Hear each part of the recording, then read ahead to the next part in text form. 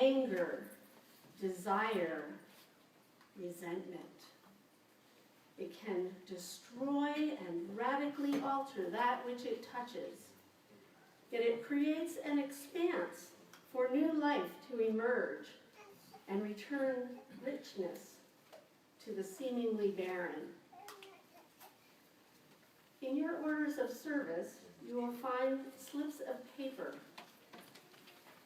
on which to inscribe those things that you would like to release into the fire.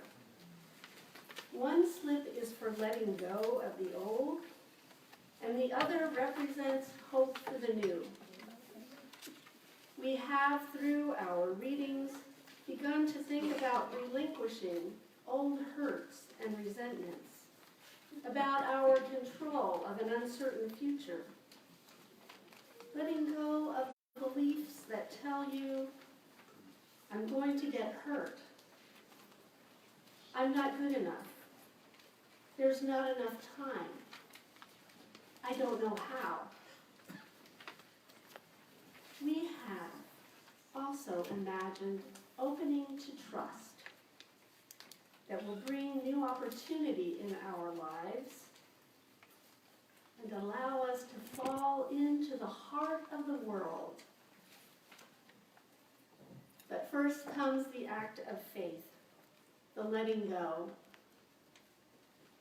There is power in ritual, and we are about to engage in one. I invite you to write on the first piece of paper that which you would unburden yourself of and would like to put behind you. And I'll give you a moment to do that.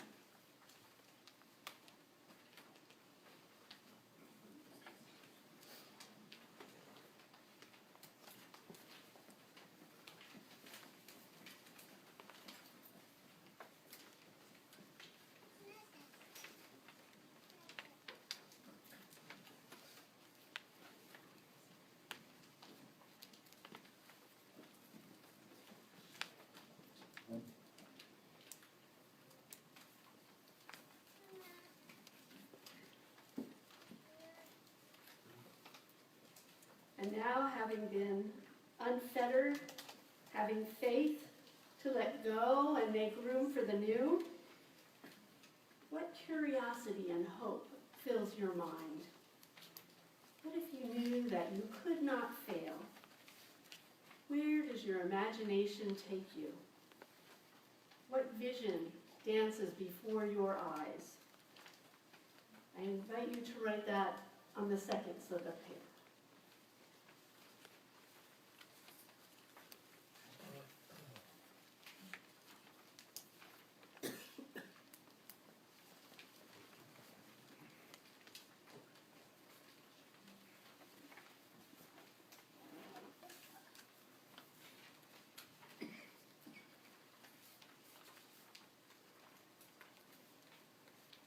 You now have a cleansing and a prayer. I invite you to come forward to our burning bowl and entrust them both to the purifying flames.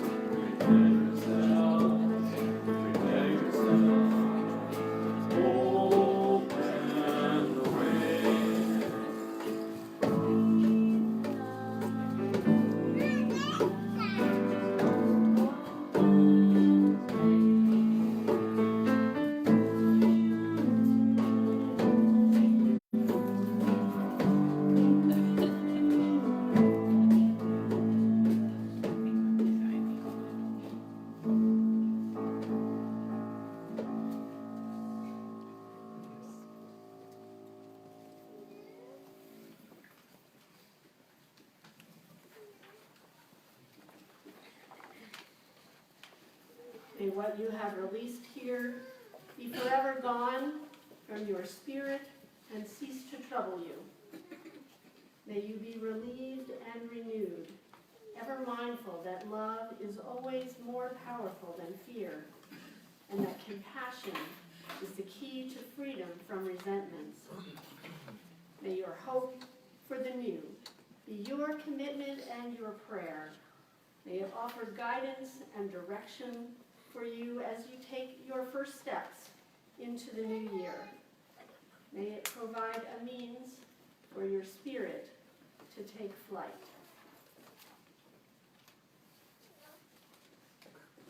And now our final reading from Rachel Naomi Rehm. End beginnings. She writes, I was 35 years old before I understood that there is no end without a beginning, that beginnings and endings are always right up against each other. Nothing ever ends without something else beginning, or begins without something else ending. For a long time, I never noticed the beginnings. That was one of the first things that changed for me when I entered the Institute for the Study of Humanistic Medicine, the Miller's Research Program at Esalen.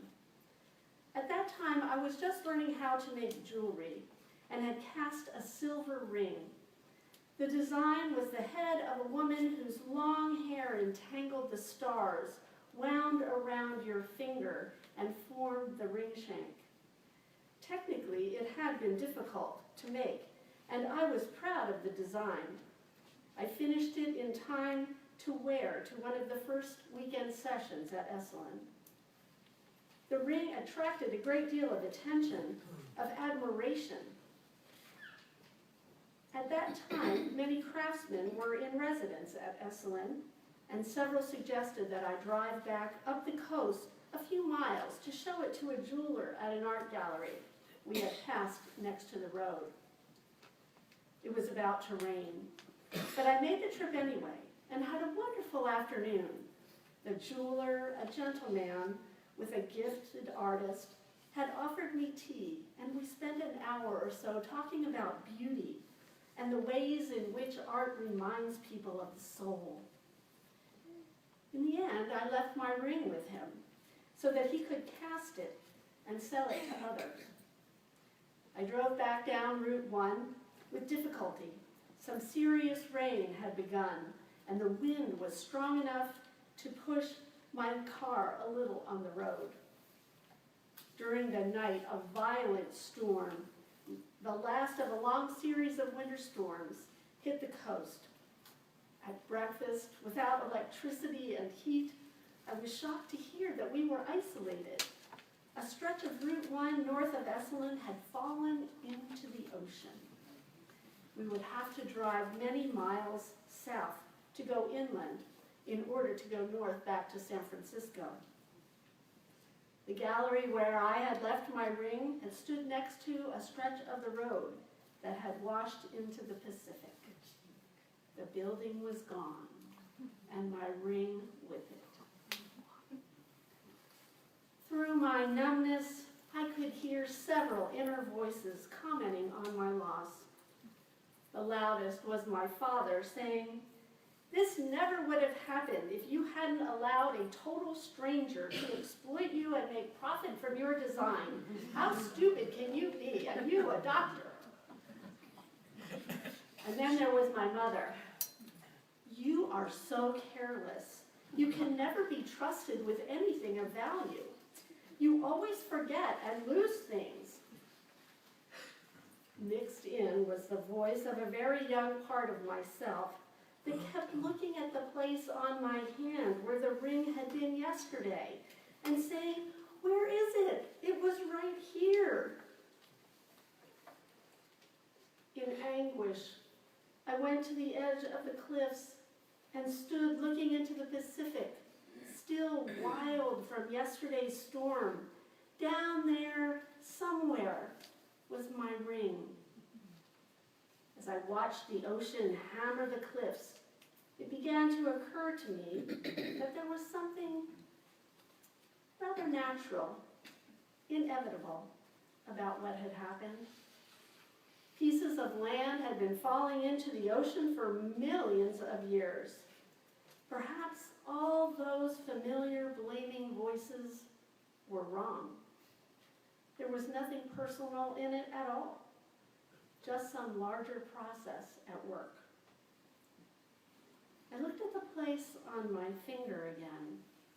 This time, it really was empty space, and silent. It was big. For the first time, I faced a loss with a sense of curiosity. What would come and fill up that space? Would I make another ring? Would I find another ring in a second-hand shop? Or even in another country? Perhaps someday someone I had not even met would give me a ring because he loved me. I was 35 years old, and I had never trusted life before. I had never allowed any empty spaces. Like my family, I had believed that empty spaces remained empty. Life had been about hanging on to what you had at all costs. Anything I had ever let go of had claw marks on it. Yet this empty space had become different. It held all the excitement and anticipation of a wrapped present.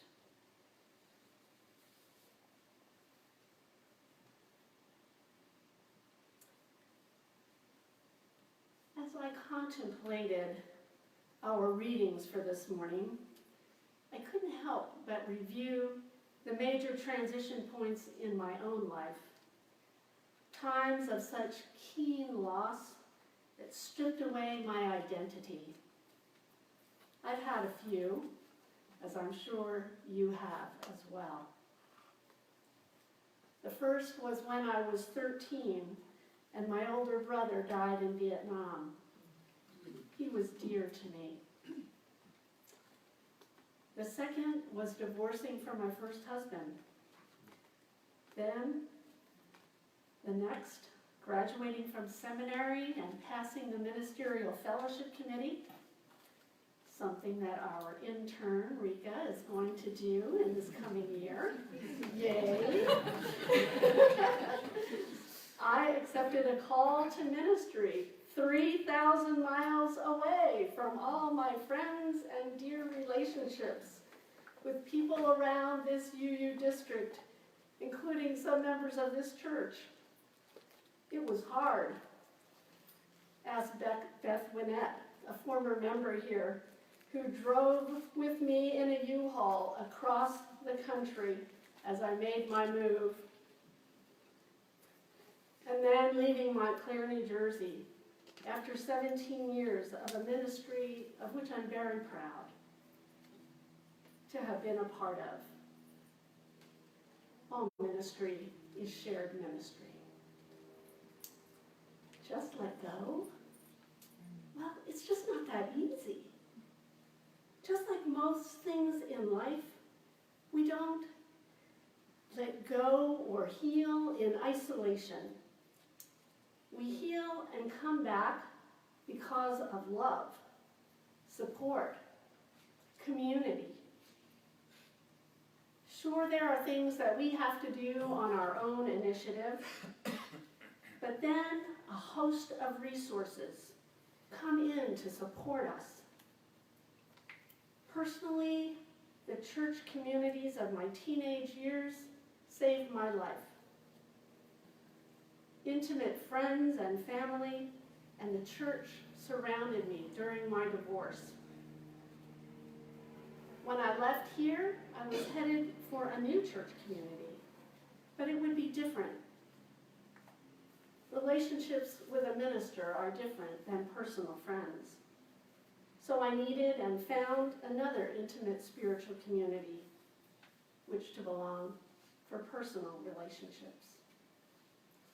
And finally, having moved back to Southern California, not knowing what was coming toward me this time, but knowing church would be there, wherever I settled.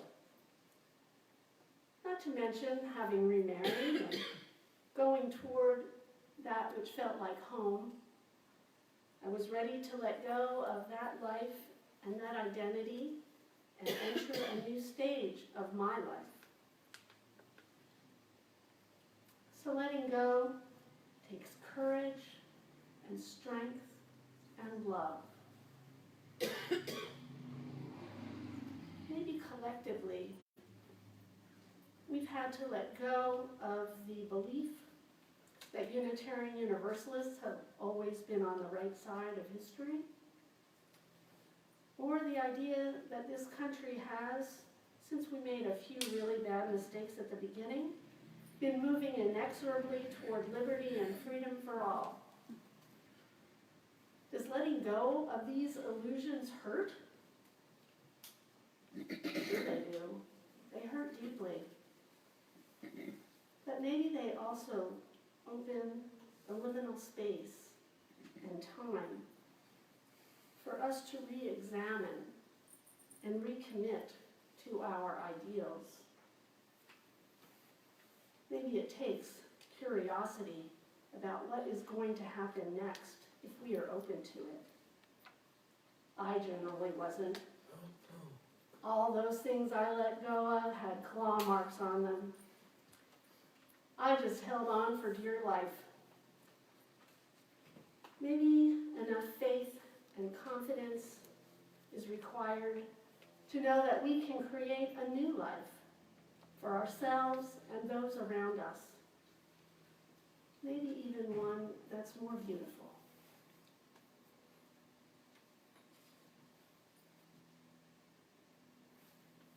Let us rise and sing our closing hymn, Fire of Commitment. From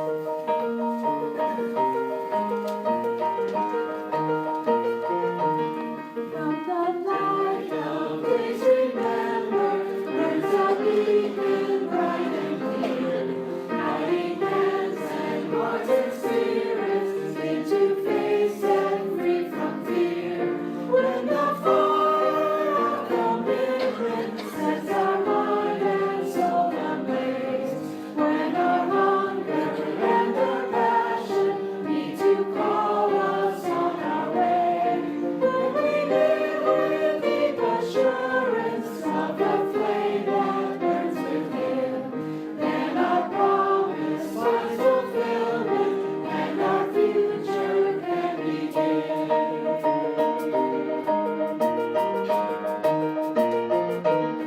From the stories of our living rings a song bold, brave, and free, calling pilgrims still to witness to the life of liberty. When the fire of commitment sets our mind and soul ablaze, when our hunger and our passion need to call us on our way, when we live with deep assurance of the flame that burns within, then our promise finds fulfillment and our future can begin.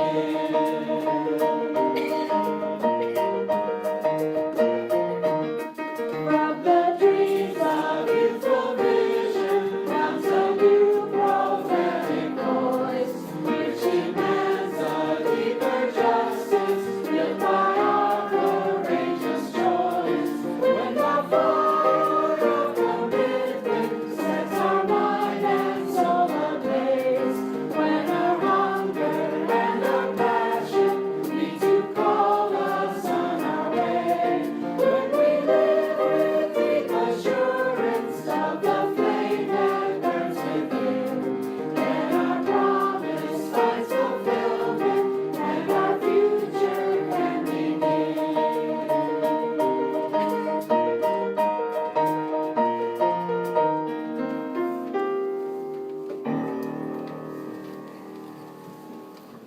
Thank you. Unitarian Universalist congregations are fully self-supporting, meaning that members and friends raise all funds for the operating budget, ministries, and programs of the church. We are ever grateful for your gifts of time, treasure, and talent. OCUUC amplifies that spirit of generosity by sharing 1/2 of the loose cash and undesignated checks we receive with an organization that shares our values. This month, we are sharing with the Hope and Heart Family Grief Center. This organization's mission is to provide grief support, connection, and resources for children, teens, families, and adults, creating a pathway to hope and healing. As always, thank you for your generosity as the offering is given and received.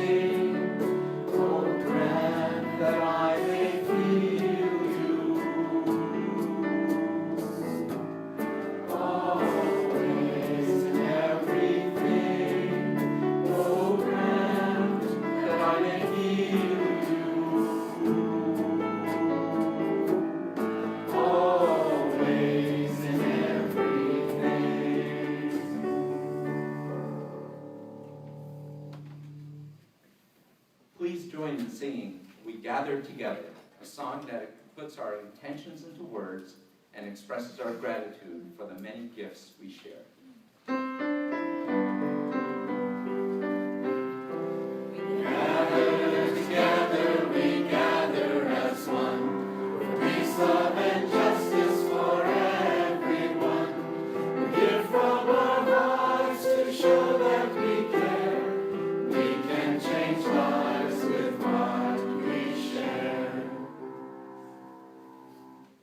Let us join together as we extinguish the flame of our chalice.